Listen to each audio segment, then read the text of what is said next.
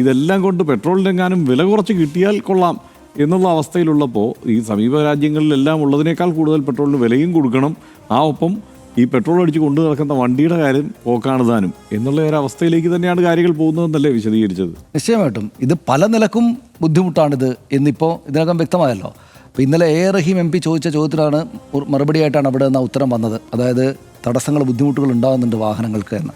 പിന്നീട് പക്ഷേ ഒന്നുകൂടെ മലക്കം പറഞ്ഞിട്ട് അതിനെ ഒന്ന് മയപ്പെടുത്താനുള്ള ശ്രമം കൂടെ ആ ഭാഗത്ത് ഉണ്ടായിട്ടുണ്ട്. അതായത് ഇങ്ങനെ ഉണ്ടാകുന്നതെല്ലാം E20 പെട്രോൾ ഉപയോഗിച്ചതുകൊണ്ടാണ് എന്ന് പറയാനാകില്ല എന്നുകൊണ്ടൊന്ന് പറഞ്ഞിട്ട് ടിപ്പണിയൊക്കെ വരുത്തിയിട്ടുണ്ട്. ഇപ്പോൾ കേന്ദ്ര സർക്കാർ പറയുന്ന യഥാർത്ഥത്തിൽ ഇപ്പോൾ എഥനോൾ ലിറ്റർ എത്രയാണ്? എഥനോൾ പെട്രോളിന് 71 രൂപയാവും.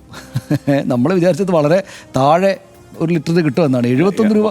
പെട്രോളിന് അതിനേക്കാൾ വില കൂടും, ഈ എഥനോളിന് മാത്രം 71 രൂപ. അതെ, എന്ന് വെച്ചാൽ ഇതിന് വ്യത്യാസമില്ല എന്നല്ല വന്നിപ്പോൾ അത് നമ്മൾ ഇപ്പോൾ ഉപയോഗിക്കുന്ന ഇന്ധനത്തെക്കാൾ കൂടുതലാകുമോ എന്ന സംശയവും കൂടെ. അപ്പോൾ എന്തുകൊണ്ടാണ് ഇപ്പോൾ പക്ഷേ സർക്കാർ പറയുന്നത്, ഇപ്പോൾ സർക്കാർ പ്രചരിപ്പിക്കാൻ ശ്രമിക്കുന്നൊരു കാര്യം എന്താണെന്ന് വെച്ചാൽ ഞങ്ങൾ ഇന്ധനത്തിന് വില കുറക്കാൻ വേണ്ടി മാത്രമല്ല, മറിച്ച് എന്തിനാണ്, അതായത് കർഷകരെ സഹായിക്കാനാണ്.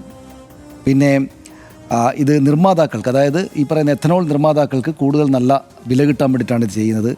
പിന്നെ ഇറക്കുമതി ചെയ്യുന്ന ഇന്ധനത്തിന്മേലുള്ള നമ്മുടെ ഡിപ്പെൻഡൻസ് കുറക്കാൻ. ഇപ്പോൾ നമ്മൾ പുറം രാജ്യങ്ങളിൽ നിന്ന് ഇറക്കുമതി ചെയ്യാറുള്ളൂ. അപ്പോൾ ഈ ഇന്ധനങ്ങളുടെ മേലുള്ള രാജ്യത്തിൻ്റെ ഡിപ്പെൻഡൻസ് കുറക്കാൻ വേണ്ടിയിട്ടാണ് എന്നൊക്കെ സുരേഷ് ഗോപി പറഞ്ഞു എന്നാണ് ബിസിനസ് ടുഡേ റിപ്പോർട്ട് ചെയ്തത്. സുരേഷ് ഗോപി അവിടുത്തെ ആ മന്ത്രാലയത്തിലെ സഹമന്ത്രിയാണല്ലോ, അദ്ദേഹം അങ്ങനെ പറഞ്ഞു എന്ന് പറഞ്ഞിട്ടാണ് അവർ ഇന്നിപ്പോൾ റിപ്പോർട്ട് ചെയ്തതായിട്ട് കണ്ടത്. എന്ന് വെച്ചാൽ ഗ്ലോബൽ ഓയിൽ ഷോക്കിൽ നിന്ന് രക്ഷിക്കാൻ, എന്ന് വെച്ചാൽ പെട്ടെന്ന് വില ഇങ്ങനെ മാറി മാറി വരുമ്പോൾ നമുക്ക് ആകെപ്പെട്ട പരവേശം ഉണ്ടല്ലോ, അപ്പോൾ അതിൽ നിന്നൊക്കെ രക്ഷിക്കാൻ വേണ്ടി ചെയ്തതാണ് എന്നാണ്. അത് ദീർഘകാലത്തേക്കുള്ളൊരു കാര്യമാണ്, എന്ന് വെച്ചാൽ ലോങ് ടേമിലേക്കുള്ള ഞങ്ങളുടെ സ്ട്രാറ്റജിക് മൂവ്മെൻ്റ് ആണ് എന്നാണ് ഇപ്പോൾ കേന്ദ്ര സർക്കാരും ഈ മന്ത്രാലയവും പറയുന്നത്. ഇപ്പം ലോങ് ടേമിൽ ആളുകൾ മരിച്ചു പോകും എന്നാണല്ലോ പണ്ട് മൻമോഹൻ സിംഗ് ഇതുപോലൊരു സമാനമായ സാഹചര്യത്തിൽ ഉദാഹരിച്ചിരുന്നത്. ലോങ് ടേം സ്ട്രാറ്റജിക് ഇൻവെസ്റ്റ്മെൻറ്റ് എന്ന് പറഞ്ഞാൽ നമ്മൾ ഈ ഘട്ടത്തിൽ പെട്രോളിൻ്റെ വില ആദ്യം ഇതായിരുന്നില്ലല്ലോ പറഞ്ഞത്. ആദ്യം പറഞ്ഞത് എന്താണ്? ആദ്യം പറഞ്ഞ ഈ കാറുകൾക്കൊക്കെ ഈ ഒരുപാട് വിലയും കുറയും, ഒരു ബുദ്ധിമുട്ടുണ്ടല്ലോ. ഇപ്പോൾ പണം മറ്റു ഇന്ധനത്തിൻ്റെ പണം തന്നെ കൊടുക്കുകയും വേണം. വാഹനങ്ങൾക്ക് തകരാറ്, നമ്മുടെ നാട്ടിൽ ഈ വാഹനം വാങ്ങുന്ന ആളുകൾ ഞങ്ങളുടെ വാഹനത്തിൽ എന്തെങ്കിലും പരീക്ഷണം നടന്നോട്ടെ എന്ന് വിചാരിക്കുന്ന ആളുകളല്ലല്ലോ. ജീവിതത്തിൽ ഒരേ ഒരു വാഹനം മാത്രം വാങ്ങുന്ന മനുഷ്യരുണ്ട് ഇല്ലേ? ഒരേ ഒരു വാഹനം വാങ്ങിയിട്ട് 10-20 വർഷം ഓടിച്ചിട്ടാണ് പിന്നൊരു ലോണൊക്കെ എടുത്തിട്ട് അടുത്ത വാഹനം വാങ്ങുന്ന ആളുകളാണ്. അവരുടെ വാഹനത്തിന്മേലാണ് ഈ പരീക്ഷണം എന്ന് ഓർക്കണം. ഇവരുടെ ലോങ് ടേം ഇൻവെസ്റ്റ്മെൻറ്റ് പ്ലാന്, ഇവരുടെ സ്ട്രാറ്റജിക്കായിട്ടുള്ള മൂവ്മെൻറ്റ്, ഇവരുടെ കർഷകരെ സഹായിക്കൽ, നിർമ്മാതാക്കളെ സഹായിക്കലിനെല്ലാം വേണ്ടിയിട്ട് നമ്മുടെ വണ്ടി, എനിക്കെൻ്റെ വണ്ടിയല്ലേ ഉള്ളൂ, എൻ്റെ വണ്ടീൻ്റെ മുകളിൽ ഈ പറയുന്ന ഭാരതത്തിൻ്റെ രാജ്യത്തിൻ്റെ ആകപ്പാടെ ഭാരം കൊണ്ടുവന്ന് വെക്കുന്നത് ഏത് സാധാരണക്കാരനാണ് പറ്റുക? ആ നിലക്കാണ് ഇപ്പോൾ കാര്യങ്ങളുള്ളത്. എത്രയോ വാഹനങ്ങൾക്ക് ബുദ്ധിമുട്ടായി ഇപ്പോൾ, പക്ഷേ ഇല്ല, അങ്ങനെ ഇല്ല എന്ന് പറഞ്ഞത്. അതിൻ്റെ കൂടെ മറ്റൊരു കാര്യം കൂടെ എന്നെ ഭയപ്പെടുന്ന കാര്യം, ഞാനതെല്ലാം വായിച്ചപ്പോൾ ഉണ്ടായത്, അദ്ദേഹം ഈ കേന്ദ്ര സർക്കാർ ഒരു കാര്യം കൂടി പറയണ്ട കേട്ടോ, അതിനെ ന്യായീകരിക്കാൻ വേണ്ടിയിട്ട്. അതായത് നമ്മൾ ഇങ്ങനെയെങ്കിലും മാറിയതുകൊണ്ടാണ്, E15 E20 ഒക്കെ ആയിട്ട് ഇങ്ങനെയെങ്കിലും മാറിയതുകൊണ്ടാണ്, അല്ലെങ്കിൽ ഈ മിഡിൽ ഈസ്റ്റ് ക്രൈസിസ് ഉണ്ടായ സമയത്ത് നമ്മുടെ ഇന്ധനത്തിന് 125 രൂപയായതിന് അത്ര ആകാതിരുന്നത് ഈ കാര്യത്തിലേക്ക് പോയതുകൊണ്ടാണെന്ന് കൂടെ ന്യായീകരിക്കാൻ ശ്രമിക്കുന്നുണ്ട്. ആർക്കറിയാം. ഇതിനകത്ത് ഒരു കാര്യം എന്നെ ഭയപ്പെടുത്തി എന്താണെന്ന് വെച്ചാൽ അതും എക്കണോമിക് ടൈംസോ ഏതൊരു പത്രം വിശദമായിട്ട് ലേഖനം എഴുതിയിട്ടുണ്ട്. Food corporation of India ethanol ഡിസ്റ്റിലറികൾക്ക് അരി വില കുറച്ച് വിറ്റു എന്നൊരു കാര്യം കൂടെ, അതും കേന്ദ്ര സർക്കാർ തന്നെ മറുപടി കൊടുത്തതാണ് കേട്ടോ, റിട്ടേൺ ആയിട്ട് മറുപടി കൊടുത്തതാണ് രാജ്യസഭയിൽ. ഭക്ഷ്യ പൊതുവിതരണ സഹമന്ത്രി നിമു ബെൻ ജയന്തിഭായ് ബംഭാനിയ, ആ മന്ത്രിയാണ് അശോക് സിംഗ് MP മറുപടി നൽകിയത്. അതായത് ഞാനത് വിശദാംശം പറയാം. അതായത് കിൻഡലിന് 2250 2320 രൂപ കണക്കിലാണ് ഫുഡ് കോർപ്പറേഷൻ ഇന്ത്യ അവരുടെ കൈവശമുള്ള അരി ഈ ഡിസ്റ്റിലറികൾക്ക് വിറ്റത്.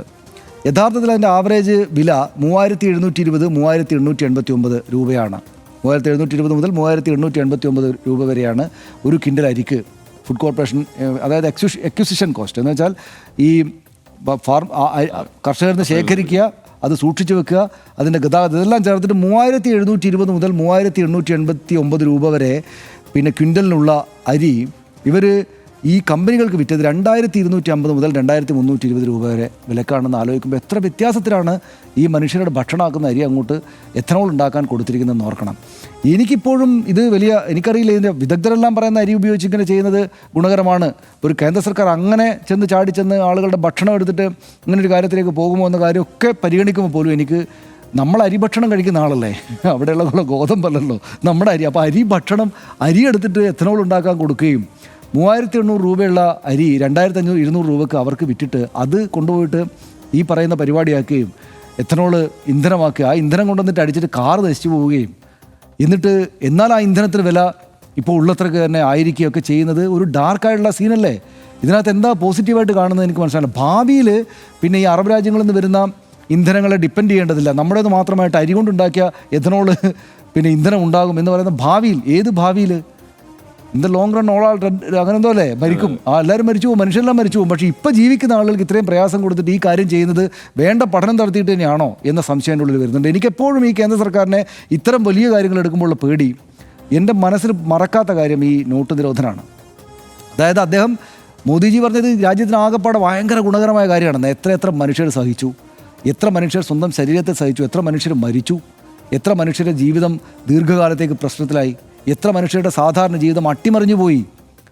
ഇപ്പോൾ ഈ സർക്കാരുകൾ 12 വർഷം ഭരിക്കുകയാണ്. ഓരോ വർഷത്തെയും നരേന്ദ്രമോദി സർക്കാർ അവരുടെ വാർഷിക കണക്കെടുപ്പ് എടുക്കുമ്പോൾ എവിടെയെങ്കിലും നോട്ട് നിരോധനം ഞങ്ങളുടെ നേട്ടമാണെന്ന് പറഞ്ഞു കാണാറുണ്ടോ? ഏതെങ്കിലും BJPക്കാർ വാട്സാപ്പിലൂടെയും മറ്റോ അയക്കുന്ന ടെക്സ്റ്റിലെ നോട്ട് നിരോധനം കൊണ്ട് ഞങ്ങളിതാ ഇങ്ങനെ ഉണ്ടാക്കി, ഇത്ര മെച്ചമുണ്ടാക്കി എന്ന് പറയുന്ന കേൾക്കാറുണ്ടോ? ഇല്ലല്ലോ. പാവപ്പെട്ട മനുഷ്യർ രാജ്യത്തെല്ലായിടത്തും പ്രശ്നത്തിലായിപ്പോയി. നരേന്ദ്രമോദിജിക്ക് തന്നെയും സ്റ്റേജിൽ കയറി നിന്നിട്ട് എന്നെ പച്ചക്ക് കത്തിച്ചോളൊന്ന് കരയേണ്ടി വന്നു അല്ലേ? അദ്ദേഹത്തിൻ്റെ അമ്മ പിന്നെ ഈ പ്രശ്നങ്ങളുണ്ടായപ്പോൾ നോട്ട് നിരോധനം പ്രശ്നമല്ലാന്ന് ലോകത്തോട് പറയാനായിരിക്കണം, അത് അവർ പിന്നെ നോട്ട് വാങ്ങാനും മറ്റു ATMലും ബാങ്കിലും ഒക്കെ പോയി പ്രശ്നങ്ങളൊന്നുമില്ല എന്ന് അവരിലൂടെ വാർത്ത പുറത്തേക്ക് വന്നു. അവർ പറഞ്ഞിട്ടല്ല, പക്ഷേ മാധ്യമങ്ങളെല്ലാം പറഞ്ഞു. പക്ഷേ അത്രമാത്രം പ്രയാസം അദ്ദേഹത്തിൻ്റെ മാതാവ് പോലും അനുഭവിക്കുന്ന തരത്തിലേക്ക് ഈ പ്രശ്നം ഇപ്പം പക്ഷേ ആ സർക്കാരിൻ്റെ റെക്കോർഡിൽ എവിടെയുമില്ല ഞങ്ങളിതാ ഇത്രയും ഗംഭീര നേട്ടം ഉണ്ടാക്കുന്നത്. അപ്പോൾ ആ ഒരു അനുഭവം ഉള്ളതുകൊണ്ട് ഞാൻ വ്യക്തിപരമായിട്ട് വിഷമിച്ചിട്ടുണ്ട്, ഹർഷം വിഷമിച്ചിട്ടുണ്ട് ഇല്ലേ? പൈസ ഇങ്ങനെ ഇല്ലാണ്ടായി പോയതുകൊണ്ട് നമുക്കെല്ലാവർക്കും ഓർമ്മയുണ്ടല്ലോ. അപ്പോൾ അങ്ങനെ പ്രചണ്ഡമായിട്ട് വേണ്ട പഠനം നടത്താത്ത വിധം ഇങ്ങനെയൊക്കെ ചെയ്ത് പാവപ്പെട്ട സാധാരണ മനുഷ്യർ ബുദ്ധിമുട്ടിലാകുന്ന ഒരു ഏർപ്പാട് ഇവർ നേരത്തെ നടത്തിയിട്ടുണ്ടല്ലോ നമ്മുടെ കേന്ദ്ര സർക്കാർ എന്ന് ആലോചിക്കുന്ന ആളുകൾക്ക് ഒരു വിറ എഥനോളിൻ്റെ കാര്യത്തിൽ വരും. എനിക്ക് അരിയൊക്കെ ഇങ്ങനെ വില കുറച്ചിട്ട് കൊടുക്കുന്നു എന്നൊക്കെ കേൾക്കുമ്പം ഈ അല്ലെങ്കിലും നമ്മുടെ നാട്ടിൽ എന്ന് വെച്ചാൽ ആവശ്യത്തിന് ഭക്ഷണം കിട്ടാതെ FCIയുടെ ഗോഡൗണുകളിൽ അരിയും ഭക്ഷണ സാധനങ്ങളും കെട്ടിക്കിടക്കുമ്പോൾ തന്നെ നമ്മുടെ നാട്ടിൽ പട്ടിണി കിടക്കുന്ന മനുഷ്യരുണ്ടെന്ന് എല്ലാവർക്കും അറിയാം. അപ്പം അതിൻ്റെ കൂടെ നമ്മുടെ ശേഖരിക്കപ്പെട്ട അരി ഇങ്ങനെ ഒരു കാര്യത്തിന് കൂടെ പോകുന്നു. അതുകൊണ്ട് നമ്മൾ വിചാരിക്കുന്ന നേട്ടം ഉണ്ടാകുന്നില്ല. അതുകൊണ്ട് ഇപ്പോൾ വണ്ടികൾക്ക് ദോഷം ഉണ്ടാകുന്നുണ്ടെന്ന് സഭയിൽ തന്നെ അറിയിക്കുന്നു ആളുകൾ. ഇത് ദീർഘകാലത്തേക്കുള്ള ഒരു സ്ട്രാറ്റജിക് പരിപാടിയാണ് എന്ന് പറഞ്ഞ് ഇപ്പോൾ ഇതുകൊണ്ട് നേട്ടം ഉണ്ടാകുന്നില്ല എന്നുള്ള നമ്മുടെ ബേജാറിനെ ഇവർ സാധൂകരിക്കുകയും കൂടെ ചെയ്യുമ്പോൾ ശരിക്കും ഭയപ്പെടേണ്ടതുണ്ടെന്നാണ് എനിക്ക് തോന്നുന്നത്. അങ്ങനെ തന്നെയല്ല.